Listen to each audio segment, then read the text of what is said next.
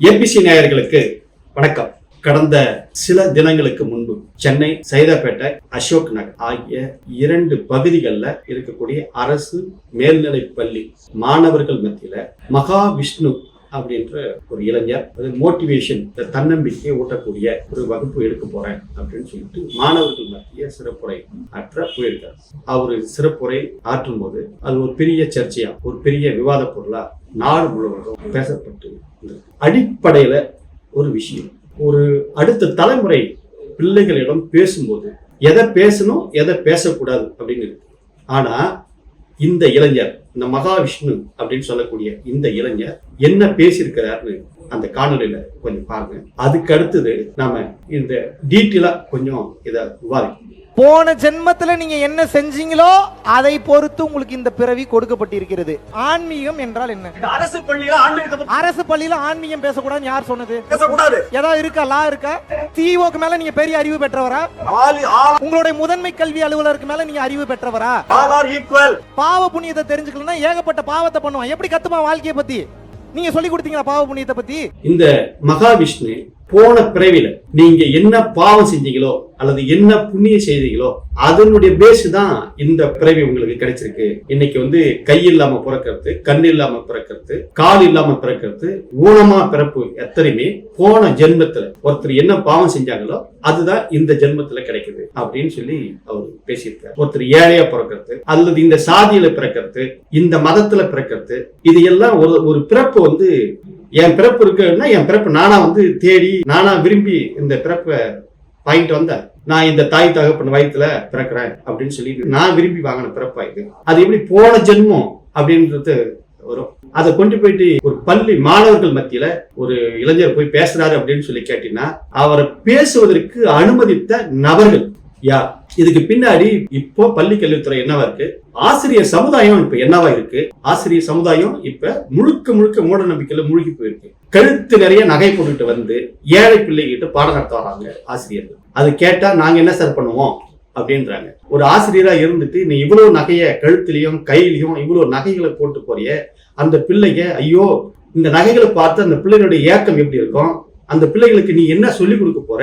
முதல்ல ஆசிரியர்களுக்கான போதுமான பகுத்தறிவு கிடையாது. அதுதான் அதனால ஏற்படக்கூடிய விளைவு தான் இது போன்ற மகாவிஷ்ணு போன்ற இளைஞர்களை அந்த பள்ளியில் அனுமதிச்சு பள்ளி குழந்தைகள் மத்தியில பேச வைக்கிறதுக்கான விளைவு.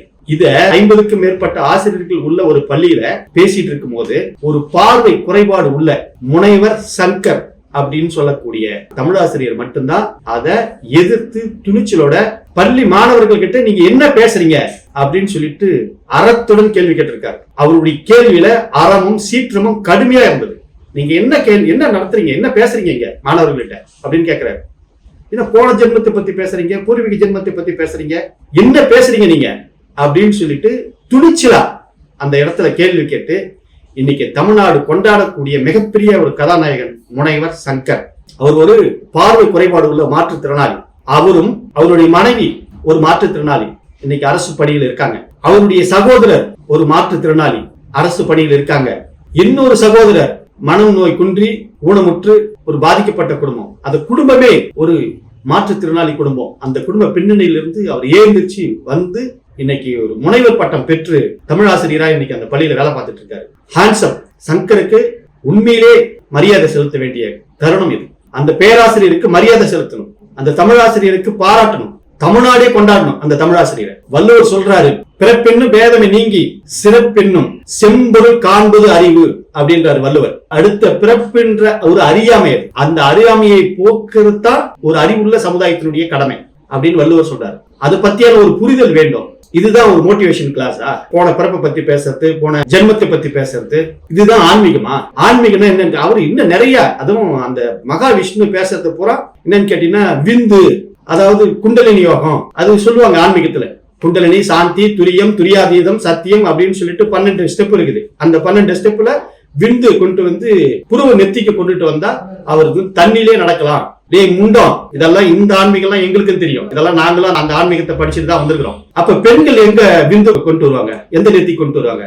ஆண்களுக்கு மட்டும்தான் விந்து கொண்டு போய் நெத்தியில கொண்டு வரணும்னு சொல்ற, பெண்கள் நெத்தி கொண்டு போவாங்க. இதெல்லாம் பெண் அடிமைத்தனமான புத்தி, பகுத்தறிவுக்கு கொஞ்சம் கூட தொடர்பு இல்லாத பேச்சு. இதெல்லாம் மகாவிஷ்ணு நிறைய வீடியோல அவரு மூட நம்பிக்கையினுடைய மொத்த உருவமாகவும் இருந்துட்டு இருக்காரு. அங்க இருக்கக்கூடிய ஆசிரியர் பெருமக்கள் அப்படியே கேட்டுட்டு கடந்து போயிட்டு இருக்காங்க. இப்ப நமக்கு சந்தேகமே என்னன்னு கேட்டீங்கன்னா, இந்த தமிழ்நாட்டை இந்தியாவிலேயே ஏன் உலக அளவுல கல்வியில் சிறந்த மாநிலமாக மாற்றியவர்கள் ஆசிரியர்கள். அதுல நமக்கு மாற்று கருத்தே கிடையாது. நம்மளாம் நிறைய இடத்துல நான்லாம் வந்து போய் விவாத பொருளாவே நான் பேசியிருக்கிறேன். அதுவும் கொரோனா காலகட்டத்துல ஆசிரியர்களுக்கு வீட்டுல உட்கார வச்சு சம்பளம் கொடுத்துட்டு இருக்காங்க அப்படின்னு நிறைய பேர் பேசிட்டு இருந்தாங்க. இல்ல அது அடுத்த சமுதாயத்தை உருவாக்கக்கூடியவர்கள். அவர்களுக்கு கொடுக்கக்கூடிய சம்பளம் என்பது இந்த சமுதாயத்துக்கு கொடுக்கக்கூடிய முதலீடு. அதனால அதை வந்து ஊனப்படுத்தக்கூடாது, அதை கொச்சைப்படுத்தக்கூடாதுன்னு சொல்லிட்டு பல இடங்கள்ல நாங்க பேசியிருக்கிறோம். ஆனா அந்த ஆசிரியர் பெருமக்கள் பக்கம் நாம நின்று இருக்கிறோம். ஆனா இன்னைக்கு ஆசிரியர்கள் என்னவா இருக்காங்க? அதான் நம்மளுடைய மிக முக்கியமான கேள்வி. ஆசிரியர்கள் எல்லாமே ஒரு அறிவுக்கு புறம்பாக, அறிவுக்கு சிறிதும் தொடர்பு இல்லாத நபர்களாவே இருக்காங்க. மூட பழக்க வழக்கத்துல மொத்த உருவமும் ஆசிரியர்களா இருக்காங்க. அதனாலதான் இன்னைக்கு இந்த மாதிரியான மோடர்கள் எல்லாமே வந்து இன்னைக்கு அவர்கள் பேச்சு, அவர்கள் மோட்டிவேஷன் ஸ்பீச் என்ற காரணத்தை காட்டி இந்த மாதிரி நபர்களை உள்ள அழைச்சிட்டு போய் வகுப்பு எடுக்கிறாங்க. அவர் பேசுறதுல ஒண்ணுமே தவறு இல்ல அப்படின்னு சொல்லி சில பேர் வாதிடுறாங்க. அது எப்படிங்க தவறு இல்ல? பிறப்புன்றது இந்த யாருங்க தேர்வு பண்றது? அதுல என்னங்க பாவம் புண்ணியம் இருக்குது? ஒவ்வொரு மனிதன் தனியா உழைக்கிறான், அவன் உழைப்புக்கு தகுந்த மாதிரி தன்னை ஆளாக்கிக்கிறான், தன்னை வந்து மிகப்பெரிய நபரா மாறி வந்துட்டு இருக்காங்க. சாதாரணமான குடும்பத்துல பிறந்த நபர்கள் எல்லாம் இன்னைக்கு நாட்டினுடைய முதலமைச்சராகவும் பிரைம் மினிஸ்டராகவும் வந்திருக்காங்க. இதெல்லாம் போன பிறப்புல அவங்க வந்து செஞ்ச புண்ணியமா? என்ன இது முட்டாள்தனம்? இவ்வளவு மோசமான முட்டாள் பழக்க வழக்கத்தை வந்து கொண்டு வந்து இன்னமும் விளைச்சிட்டு இருக்கீங்க. இப்பதான் கொஞ்சம் கொஞ்சம் அந்த பெண் பிள்ளைகள் தான் இன்னைக்கு எந்த காலத்துல படிச்சாங்க? எங்க படிச்சிருக்காங்க? பெண் பிள்ளைகளுடைய படிப்பேன்றதே வந்து இன்னைக்கு என்னன்னு கேட்டா கொஞ்சம் கொஞ்சமா இப்பதான் உயர்நிலை பள்ளிக்கு வராங்க. உயர்நிலை பள்ளியில இருந்து கல்லூரிக்கு கொஞ்சம் போயிட்டு இருக்கிறாங்க. அதுலயும் தமிழ்நாடு அரசு என்ன பண்ணுது அப்படின்னு சொல்லி கேட்டீங்கன்னா, கூப்பிட்டு கொஞ்சம் கொஞ்சமா போயிட்டு இருக்கு. 1000 ரூபாய் நிதி உதவி கொடுத்து ஏழை பிள்ளைகளுக்கு நீங்க கல்லூரிக்கு வாங்க படிக்க அப்படின்னு சொல்லி கொஞ்சம் கொஞ்சமா இந்த சமுதாயத்துல பெண் கல்வியை ஊக்கப்படுத்தி இன்னைக்கு இந்தியாவிலேயே 2 மடங்கு பெண்கள் படிச்சிருக்கக்கூடிய மாநிலம் அப்படின்ற இடத்த இன்னைக்கு இந்தியாவிலேயே தமிழ்நாடு தான் எடுத்திருக்குது. அந்த அளவுக்கு இன்னைக்கு பெண்களை படிக்க வச்சுட்டு வந்துட்டு இருக்காங்க. ஒரு 30 வருஷத்துக்கு முன்னாடி, 20 வருஷத்துக்கு முன்னாடிலாம் ஏன் இன்னைக்கும் 10வது படிச்சுட்டா போதும், பெண் பிள்ளைகள் வந்து அப்பா அம்மா செய்யற வேலைக்கு போயிடுறாங்க. வறுமையின் காரணமா காட்டி போயிடுறாங்க.